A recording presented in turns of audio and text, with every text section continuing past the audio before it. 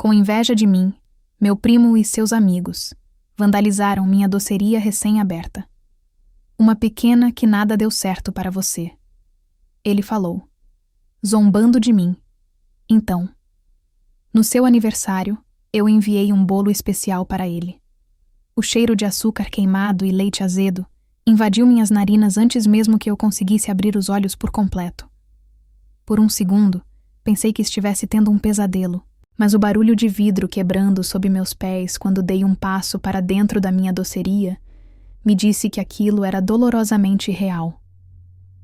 Meu coração, que antes batia de ansiedade para começar o dia mais importante da minha carreira, agora parecia ter parado completamente. O chão, antes de um branco impecável, estava coberto por uma mistura nojenta de cremes, chocolates, frutas e cacos de vidro. As prateleiras que eu mesma pintei com tanto carinho estavam arrancadas da parede, jogadas no chão como se fossem lixo. E os doces? Ah, os doces. O bolo de 3 andares para o casamento, que levei quase 2 dias para montar, estava espatifado contra a parede, uma mancha disforme de branco e vermelho onde antes havia uma obra de arte. Macarons, cupcakes, brigadeiros gourmet, tudo estava esmagado. Uma onda de náusea me subiu pela garganta e minhas pernas fraquejaram. Caí de joelhos no meio daquela destruição, sem me importar com os cacos que poderiam me cortar. As lágrimas vieram sem controle, quentes e amargas, escorrendo pelo meu rosto e pingando sobre a bagunça que um dia foi o meu maior sonho. Como isso pôde acontecer? Quem faria uma maldade dessas? Minha mente girava, buscando uma resposta, e foi nesse turbilhão de desespero que as memórias começaram a voltar, me mostrando como o caminho até aquele chão de vidro quebrado foi pavimentado, pouco a pouco, pela inveja. Tudo começou, na verdade, de uma forma muito doce. Desde criança, eu era fascinada pela magia que acontecia na cozinha. A forma como farinha, ovos e açúcar podiam se transformar em algo que trazia um sorriso ao rosto das pessoas. Com 16 anos, enquanto a maioria das minhas amigas se preocupava com festas, eu estava aperfeiçoando minha receita de brownie. E foi esse brownie que deu início a tudo. Comecei a vender na escola. Cada pedaço vendido era uma pequena vitória. O dinheiro que eu ganhava não era muito, mas era meu. Era o símbolo da minha independência. Meus pais, vendo meu esforço, sempre me apoiaram. Lembro-me de ouvir minha mãe ao telefone com minha tia, sua voz cheia de orgulho. A Valentina é incrível. Chega da escola, faz as lições e ainda corre para a cozinha para preparar as encomendas. Essa menina nasceu para trabalhar, tem um dom. Do outro lado da linha, eu podia quase ouvir o suspiro de minha tia. E eu sabia o porquê. O motivo tinha nome. Fábio, meu primo. 2 anos mais velho que eu. Fábio era o meu oposto completo. Enquanto eu me desdobrava entre os estudos e meu pequeno negócio, ele passava os dias no sofá, jogando videogame. Terminou o colégio aos trancos e barrancos e, desde então, não mostrava interesse em fazer uma faculdade ou procurar um emprego. Para ele, a vida era uma grande sala de estar, com tudo pago pelos pais. Essa diferença entre nós nunca foi um problema para mim, mas se tornou um grande problema para os pais dele. As discussões na casa da minha tia eram constantes, e meu nome, infelizmente, sempre aparecia no meio delas. Olha a sua prima, meu tio dizia para ele. Mais nova que você e já tem mais responsabilidade que um adulto. Por que você não pode ser um pouco como ela? Eu não tinha culpa, mas cada elogio que eu recebia se transformava em um tijolo no muro. Nos almoços de família, eu sentia seu olhar pesado sobre mim. Se eu contava, animada, sobre uma grande encomenda que tinha recebido, ele revirava os olhos. Se meus pais me davam os parabéns por uma nota boa na faculdade, que eu cursava à noite depois de passar o dia trabalhando, ele soltava um risinho de deboche. Nossa, a perfeitinha ataca novamente, ele murmurou uma vez, baixo o suficiente para que só eu ouvisse. Eu fingi que não era comigo, mas aquilo doeu. Eu nunca me gabei, nunca joguei minhas conquistas na cara dele. Eu só estava vivendo a minha vida, correndo atrás dos meus sonhos. Por que isso o incomodava tanto? A verdade é que meu sucesso era um espelho que refletia o fracasso que ele sentia ser. E ele odiava aquele reflexo. Com o tempo, o dinheiro dos doces, somado a um emprego de meio período. Eu não gastava com roupas de marca ou com o celular do ano. Cada centavo era guardado com um objetivo: ter o meu próprio lugar. E finally, o dia chegou.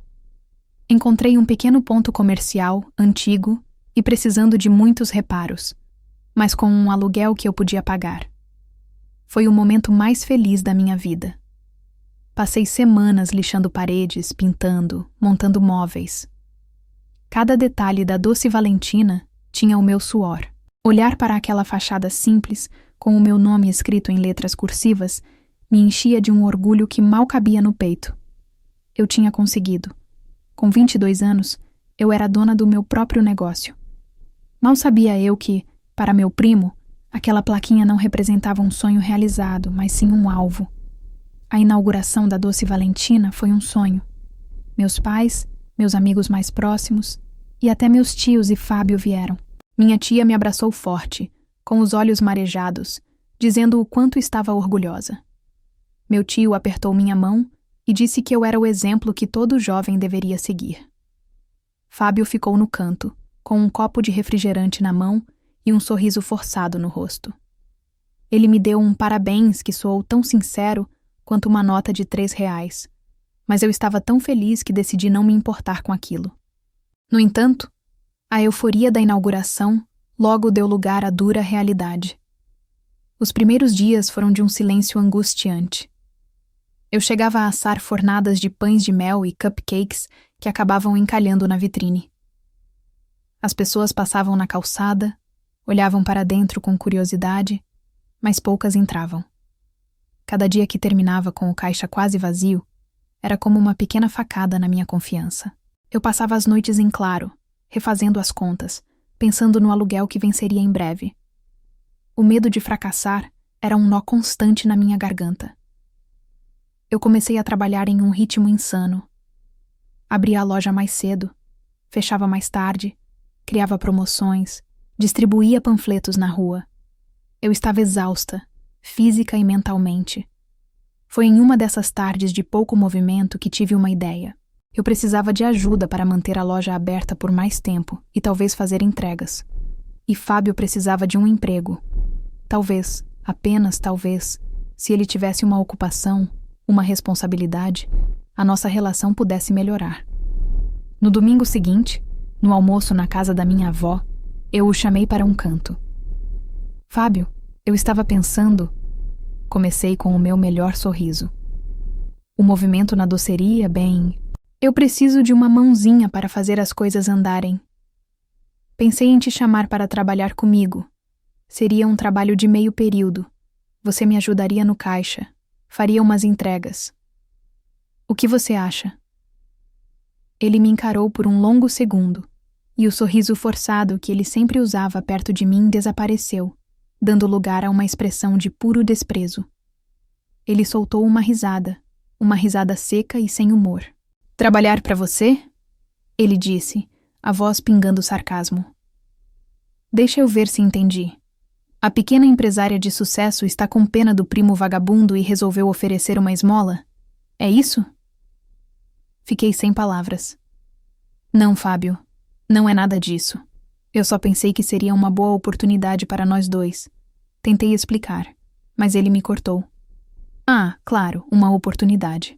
A oportunidade de eu ver todo mundo entrando na sua lojinha e te parabenizando enquanto eu fico atrás do balcão como seu empregadinho? Não, obrigado, Valentina. Eu não preciso da sua caridade.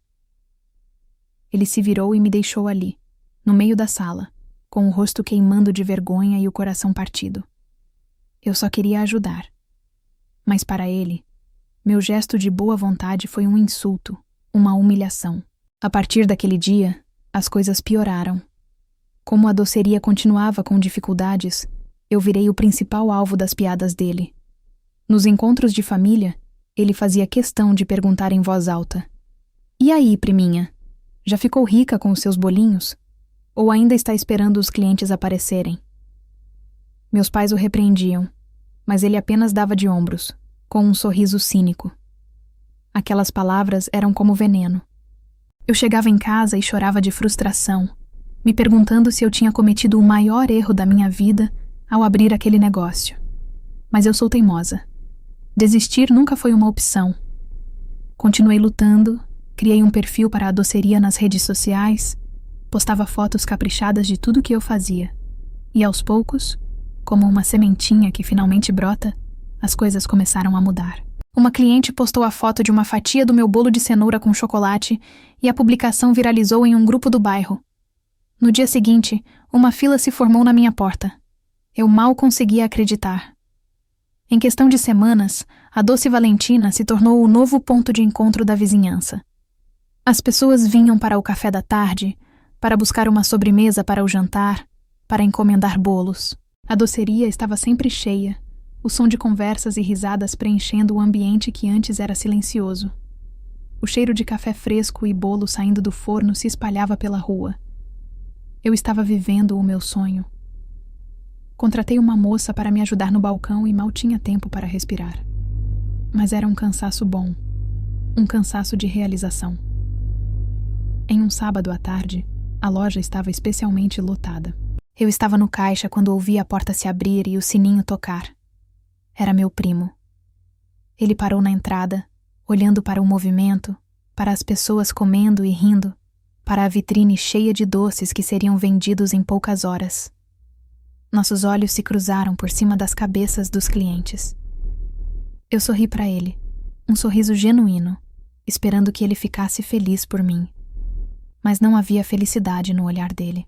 Havia choque, incredulidade e, por baixo de tudo, uma raiva fria e cortante que me deu um calafrio. Ele não disse nada, apenas deu meia volta e saiu, batendo a porta com força. O auge da minha felicidade veio uma semana depois. Recebi a ligação de uma organizadora de eventos muito famosa. Ela tinha um cliente, uma das famílias mais ricas da região, e a filha iria se casar. Eles tinham provado meus doces em uma festa e queriam que eu fizesse toda a mesa de doces e o bolo do casamento. Era a encomenda da minha vida. O tipo de trabalho que colocaria minha doceria no mapa de vez. Corri para contar para os meus pais, que comemoraram comigo como se tivessem ganhado na loteria. Naquela noite, por coincidência, jantamos todos na casa dos meus tios. Eu estava radiante. Não conseguia parar de falar sobre os detalhes, sobre o bolo de 3 andares, sobre os milhares de docinhos finos que eu teria que preparar. No meio da minha empolgação, notei o silêncio de Fábio. Ele estava mexendo na comida com o garfo, a cabeça baixa. Uma pequena que nada deu certo para você. Ele falou de repente, com a voz baixa e carregada de um veneno que eu nunca tinha ouvido antes. Ele levantou o rosto e me olhou. O sorriso em seus lábios era cruel. Cuidado para não tropeçar de cima desse seu bolo de casamento, priminha. O ar na mesa ficou pesado. Meu tio o repreendeu duramente, mas o aviso já tinha sido dado. Aquilo não foi uma simples provocação. Foi uma ameaça. Naquela noite, eu tive dificuldade para dormir, uma sensação ruim se instalando no meu peito. Mas na manhã seguinte, a animação com o trabalho me fez esquecer aquele sentimento. Eu tinha a maior encomenda da minha vida para preparar. O que de mal poderia acontecer? O som do meu próprio choro era a única coisa que quebrava o silêncio desolador da minha doceria destruída. Ali, de joelhos no chão frio e pegajoso, o sonho que eu construí com as próprias mãos parecia ter se transformado em um pesadelo. A frase de Fábio, dita com aquele sorriso cruel, ecoava na minha cabeça sem parar. Uma pequena que nada deu certo para você. Aquilo não tinha sido uma piada, tinha sido uma promessa. Com as mãos trêmulas, peguei meu celular no bolso. A primeira ligação foi para a polícia. A segunda, com o coração na mão, foi para a organizadora do casamento. Aconteceu um imprevisto terrível, eu disse, tentando manter a voz firme para não desabar em lágrimas novamente. Minha loja foi atacada. Mas eu te dou a minha palavra. Os doces do casamento serão entregues. Eu vou dar um jeito. Não sei de onde tirei aquela força, mas a ideia de deixar meu primo vencer era mais dolorosa do que a visão da minha loja em ruínas. Quando a polícia chegou, eu já estava um pouco mais calma, movida por uma raiva gelada. Eles fizeram as perguntas de sempre. Se eu tinha inimigos, se eu suspeitava de alguém. Naquele momento eu me mantive em silêncio sobre Fábio. Acusar um membro da minha própria família sem provas concretas parecia um passo grande demais. Não consigo pensar em ninguém, menti. Um dos policiais, um senhor com um olhar gentil, apontou para a pequena câmera de segurança que eu tinha instalado no canto, perto do teto. Aquela ali estava funcionando? Meu coração deu um pulo. Na confusão, eu tinha me esquecido completamente dela. Sim, eu respondi, com um fio de esperança.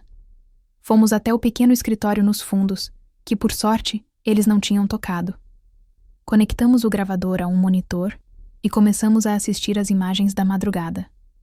A qualidade não era perfeita, mas era o suficiente. Às 2h14 da manhã, 4 figuras encapuzadas arrombaram a porta dos fundos. Meu estômago se revirou ao vê-los entrar no meu santuário e começar a destruir tudo com uma fúria selvagem. Eles eram como um furacão de ódio, quebrando, rasgando e pisoteando cada pedaço do meu trabalho. Eu assistia àquilo com o coração apertado, até que um momento me chamou a atenção. Um dos vândalos, ao arrancar uma prateleira da parede, se desequilibrou.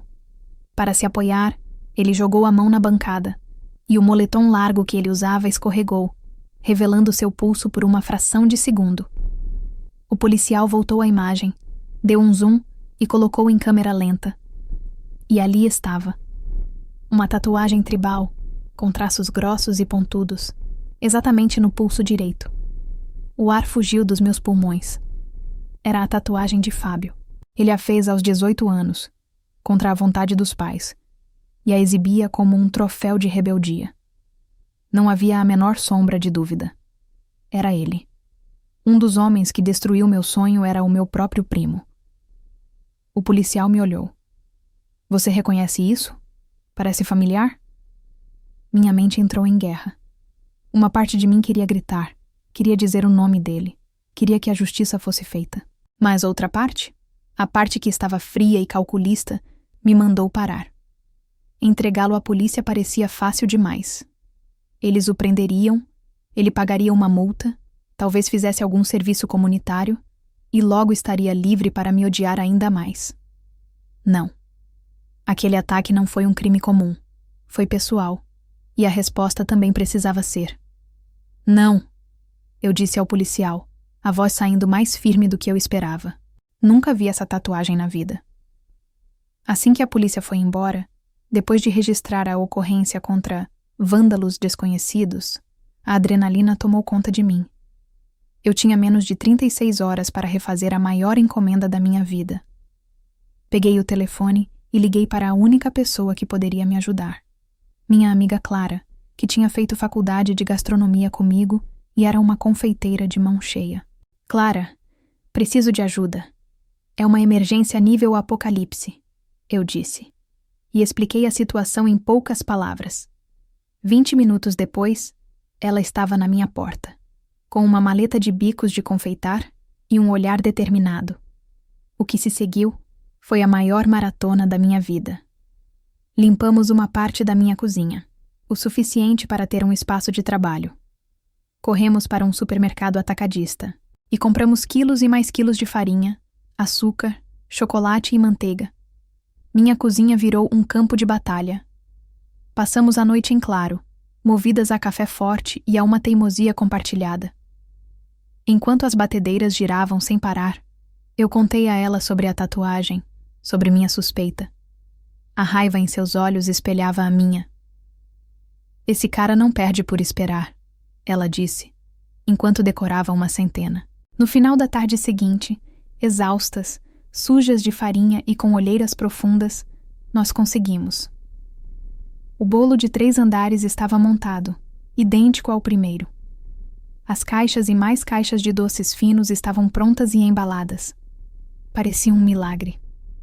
Entreguei a encomenda no local do casamento e, ao ver o sorriso no rosto da noiva, senti uma onda de alívio tão grande que quase chorei. Recebi o pagamento. A primeira coisa que fiz foi pagar a Clara, dando a ela uma parte maior do que havíamos combinado. Ela era um anjo, e eu nunca conseguiria agradecê-la o bastante. Com o dinheiro que sobrou, eu não apenas comprei o material para repor meu estoque e as novas vitrines. Eu comprei os ingredientes mais caros e de melhor qualidade que encontrei.